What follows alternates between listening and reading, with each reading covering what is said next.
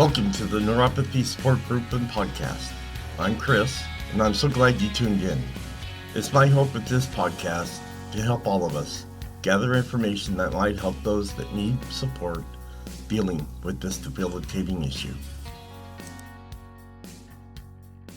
Hello, and welcome to this podcast. Before we get started, let's get the formalities out of the way with the medical and privacy disclaimer. I am not a doctor or medical professional. The information on this podcast is from personal experiences and is meant for group support. Additionally, the information discussed is not meant to diagnose, treat, or cure any underlying conditions associated with neuropathy. All names here within are private and will not be shared with any outside sources.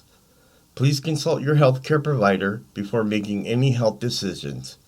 If you have medical concerns or an immediate emergency, please contact your doctor or dial 911. So how's everyone doing this Monday morning?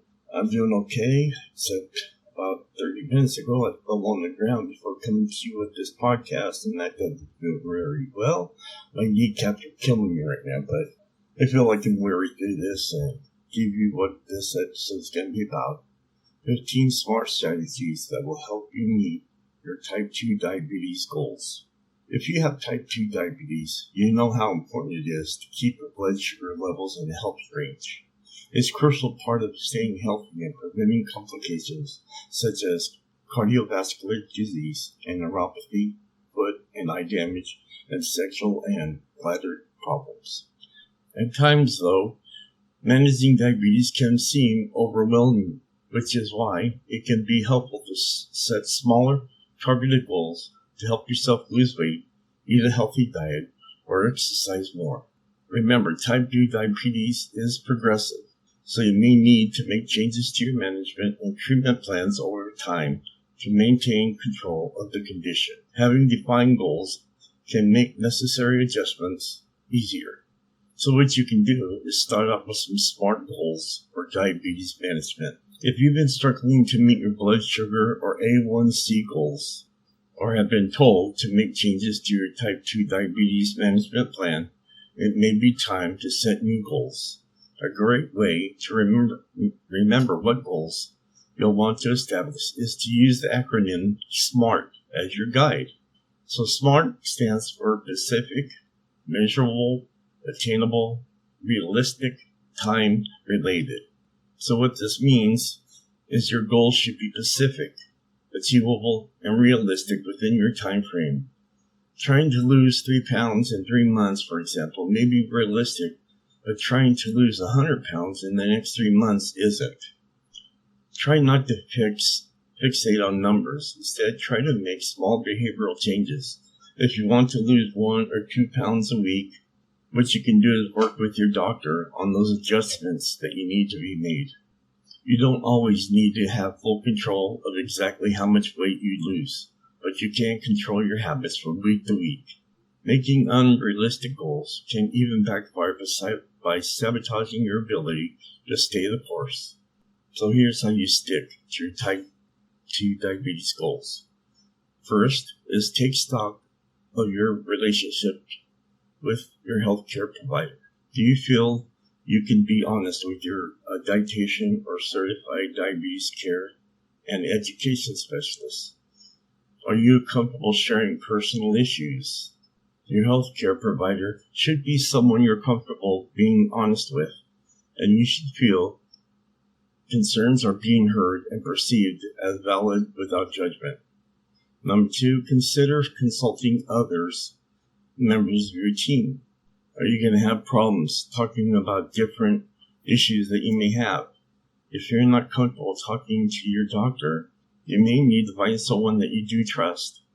Number 3, identify what's important to you and bring a list to each medical appointment. Before you make your next appointment with your care team, write down a list of things that you are most important to you, and at that time, make sure it's part of the conversation. Consider what you're struggling with, what you're good at, and what's going well for you. Consider where you want to be with your diabetes, what goals you want to reach, and how often can you use the skills you learned when things are going well to reach the other goals you may have been struggling with. Make your goals achievable. You need to know yourself well enough to know what you're able to do and what you're not able to do. If you make a promise to your doctor or family member to work on something, whether it's losing weight or getting your A1C down, it can be something or a certain level. It can be something unrealistic. If you do that, you're already sabotaging yourself. Number 5, recruit some people and get some help from family members and friends. Talk to them about ways they can support you without your feeling criticized. If a workout buddy will help you stick to your exercise schedule, ask a friend to meet up for a daily walk or weekly yoga class. Or if your cooking healthy meals seems overwhelming at times, ask your partner to help you prepare dinners or weekly lunches. Keep in mind that there can be a fine line between supportive and critical, and your loved ones may not know if they overstep your boundaries. If, for example, a family member or friend points out that you shouldn't be eating something, you may feel hurt or defensive. They also may not know the specifics of your dietary plan. If you're having, say, grilled chicken with salad for dinner and you're on medication to lower your blood sugar, you may be able to add a little bread or pasta to your meal according to the plan you worked out with your doctor. If your loved one expresses concern, you can tell them you appreciate their love, but reassure them that you're working with the diabetes management team to stay healthy. Number 6, make space in your schedule. When setting a goal, make sure you can fit the steps needed to meet that goal into your schedule, whether the aim is to get more exercise or sleep, or to check your blood sugars before every meal. If there's no place for you to insert that in your life, you're never going to be able to do it, even if it seems like a reasonable goal. Go through your daily routine for a few days in a row and make sure that there's a half hour in your routine to do it. Look at things you can trim to make more time to work on goals. Just as you book time on your calendar for appointments, it's important that you block out time for self-care. Number 7, don't discount the small changes. Remember that you may not always be able to do things at your best level, but anything you do to stay healthy can help you achieve better blood sugar and have better end results, even if it's just reminding yourself to drink water or go for a short walk. It might not be everything you need, but anything is better than nothing.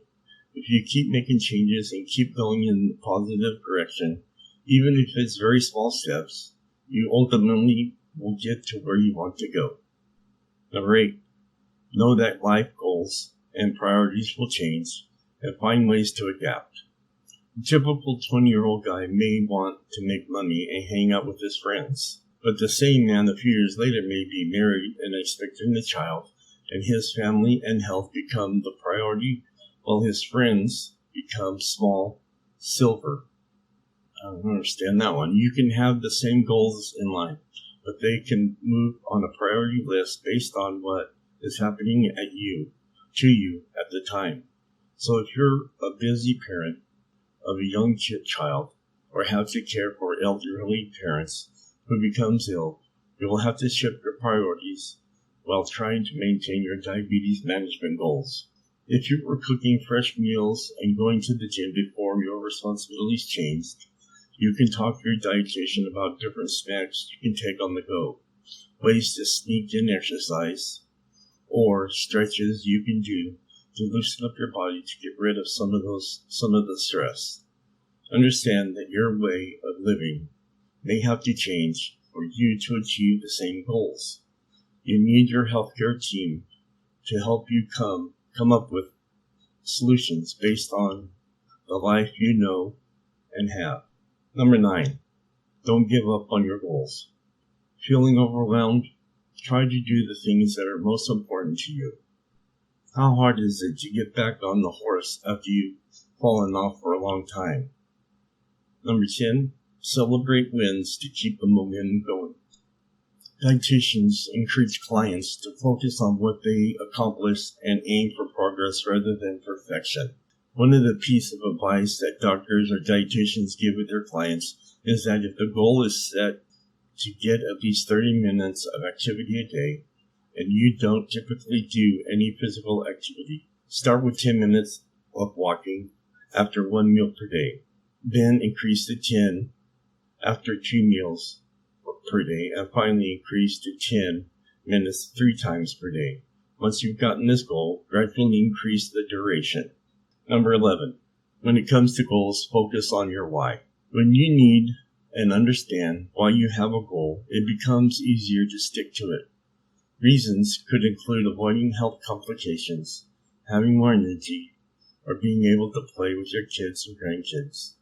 Knowing why you test your blood sugars and what those numbers mean can help you become a key part of this team that you belong to. You'll be better able to make tweaks to your food choices and activities to better support your needs. Number 12, rethink your blood glucose data. Try to reframe the way that you think about and use information for monitoring your blood sugar. The point of keeping track of your blood sugar is to use that information. Think about the bigger picture. You're not doing this to show your doctor, but to get information to make better decisions. For instance, if you eat a similar breakfast or lunch each day and see a pattern such as your blood sugar levels rising too high, your food choices may not be as healthy for you as you thought. Number 13 is recognize what you can control. You have the data and experiences and can reflect on what those are. Shift your thinking from my doctor manages my diabetes to it's my responsibility. And at the end of the day, you make those decisions. Number 14, find a support group. Research shows that the more support you have, the better your outcome. One review found that peer support had a significant positive effect on controlling blood sugar. Even online peer groups can help for people with diabetes. Number 15, keep up the good work. Small, consistent action is the key to long-term success. Many of us know what we need to do, but just don't follow through. Creating an action plan that includes accountability and support can significantly improve the likelihood of our success. Well, this episode came out a little bit shorter than what I thought, but there is one thing I do want to discuss with you. I did receive my compression socks the other day. Now, when you order from this company, there's only 2 sizes, one for women and one for men. The men's size is large and extra large. Now, as I look at these pair of socks, I don't see how they're going to fit over my feet. And, I knew that they were going to have open toes. I'm really afraid to have my toes exposed. So I might put a sock on over this. Sure, it may defeat the purpose of it, but I just can't handle having my toes poke out because, there's so much damage that you could do to them and not know it. They could be rubbing up against the shoe while you're walking. So it can be kind of dangerous. So what I'm going to do is I'm going to start those today. Today is Monday, the 11th. And I'm going to give them some time, and I'll let you know where my follow-up is going to be, if they are working or not. Now, one other thing that I wanted to let you know is the ad that runs for these socks, which is on Facebook. They do tend to tell you that they are free. They're not free. You're going to be paying the shipping and handling once is around $14.95. So, like we always say, nothing's for free. There's always a cost, and that's the cost for these socks. So you're going to be paying for a brand new pair of socks is what you're getting. Just like if you went to Walmart to get these compression socks. But I'm going to give it a try anyways. I want to get back into demonstrating different products for you to let you know how it works for me. But I want to thank you for being here today. You have a great week. Have the strength. Be strong. And go forward. There are going to be rough days. I've been having rough days for the last 2 weeks. And I thought I was at my end. today, this week, is starting to be a better week besides the fall that I had earlier today.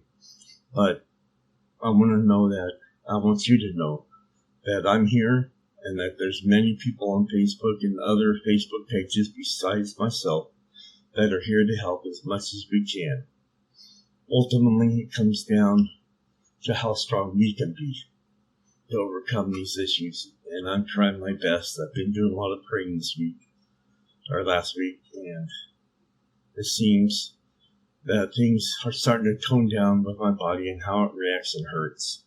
But I just want to let you know that, throw it out there, let you know that there are others that deal with this every day, many others. And we all need to work together to help each other overcome our issues that we have with dealing with neuropathy or any type of nerve pain.